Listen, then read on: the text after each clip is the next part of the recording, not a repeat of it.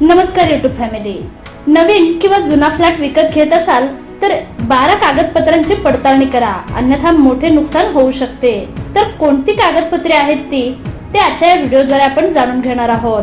जर तुम्हाला real estate व्यवहारांबद्दल संपूर्ण माहिती हवी असेल तर आमच्या YouTube चॅनलला सबस्क्राईब करा आणि नवनवीन व्हिडिओ अपडेट्स मिळवा.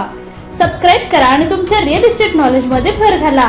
दस्तऐवजीकरणात छोटासा निष्काळजीपणा झाल्यास मालमत्तेची फसवणूक, कायदेशीर वाद आणि आर्थिक नुकसान होऊ शकतात. अशा परिस्थितीत सर्व कायदेशीर कागदपत्रांचे काळजीपूर्वक पुनरावलोकन करणे अत्यंत महत्त्वाचे आहे.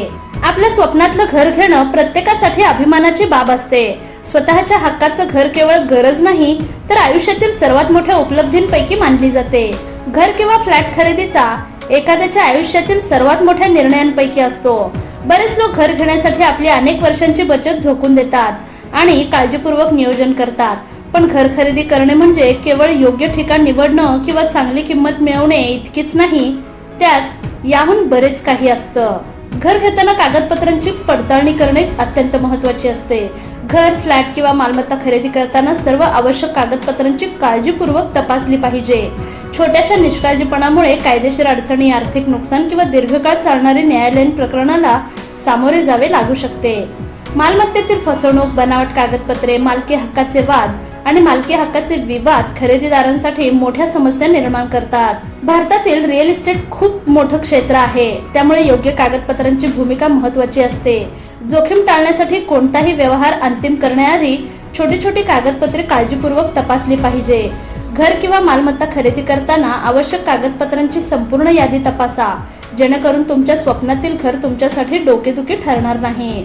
हा सर्वात महत्त्वाचा कागदपत्र आहे जो विक्रेता मालमत्तेचा कायदेशीर मालक असल्याचं सिद्ध करतं. ते म्हणजे या दस्तऐवजावरून मालमत्तेच्या सर्व पूर्वीच्या मालकांचा संपूर्ण इतिहास समजतो. यामुळे भविष्यातील मालकी हक्काच्या वादांची शक्यता कमी होते.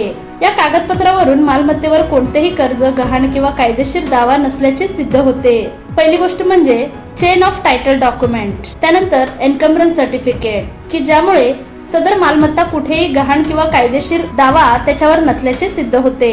त्यानंतर विक्री करार, यामध्ये मालमत्तेची एकूण किंमत, पेमेंटच्या अटी, ताबा देण्याची तारीख, खरेदीदार विक्रेत्याच्या जबाबदाऱ्यांचा समावेश असतो. त्यानंतर प्रॉपर्टी टॅक्सच्या पावत्या, मालमत्तेवर कोणताही थकीत कर नाही याचीही खात्री केली पाहिजे. थकीत टॅक्स असल्यास भविष्यात तुम्ही त्यासाठी जबाबदार असू शकता. त्यानंतर मंजूर बांधकाम आराखडा, घर किंवा मालमत्ता खरेदी करण्यापूर्वी इमारतीचा आराखडा स्थानिक प्राधिकरणाने मंजूर केलेल्याची खात्री करा. अनधिकृत बांधकामामुळे भविष्यात दंड बसू शकतो.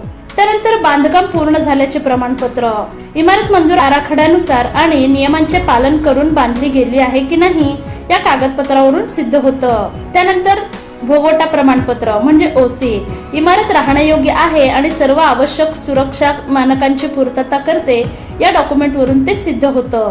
त्यानंतर रेरा नोंदणी, प्रकल्प रिअल इस्टेट रेग्युलेटरी अथॉरिटी द्वारे नोंदणीकृत आणि मंजूर असल्याची खात्री करा. त्यानंतर ना हरकत प्रमाणपत्र, बिल्डर किंवा विक्रेत्याने अग्निशमन, पर्यावरण, पाणी आणि वीज यासह सर्व विभागांकडून आवश्यक ना हरकत प्रमाणपत्रे मिळवली आहेत की नाही हे तपासा. त्यानंतर पोझेशन सर्टिफिकेट, तुम्हाला अधिकृतपणे कोणत्या तारखेला सुपूर्द केली जाईल याची या कागदपत्रावरून ठरतं. त्यानंतर लोन क्लोजर सर्टिफिकेट, मालमत्तेवर पूर्वी कोणतेही कर्ज असेल तर बँकेकडून कर्जमुक्ती प्रमाणपत्र मिळवा, जेणेकरून भविष्यात कोणताही दावा करता येणार नाही.